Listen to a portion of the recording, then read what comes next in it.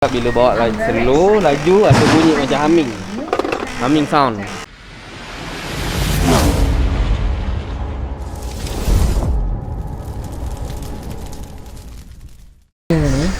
Kata kereta Honda Perdana.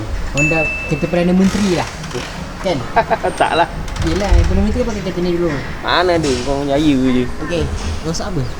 Dia dengar bila bawa slow, laju atau bunyi macam humming sound.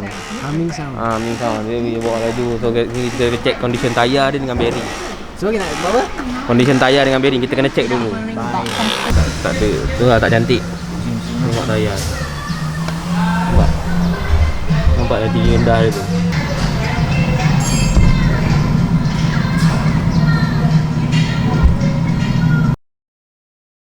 Nampak kan brake pad ni keadaan dia macam tebal lagi, tak ada pecah-pecah, tak ada apa kan.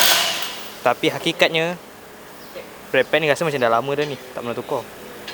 So keadaan dia agak kotor sikit, usang dah lama, boleh menyebabkan dia berbunyi. Berbunyi satu, yang kedua kadang-kadang braking performance terus hilang lah kiranya macam kita brake material ni dah tak jadi brake material lagi, dia dah jadi macam simen.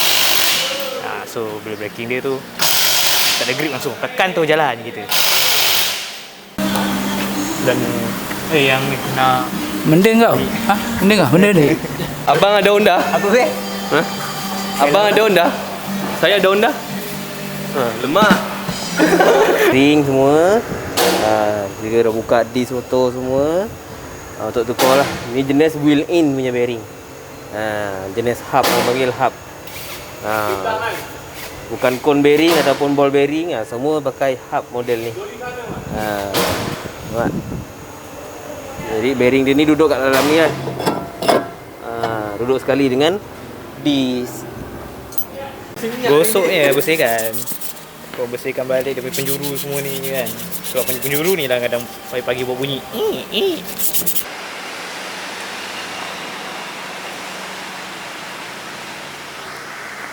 Macam mana Paman? Okey? Okey.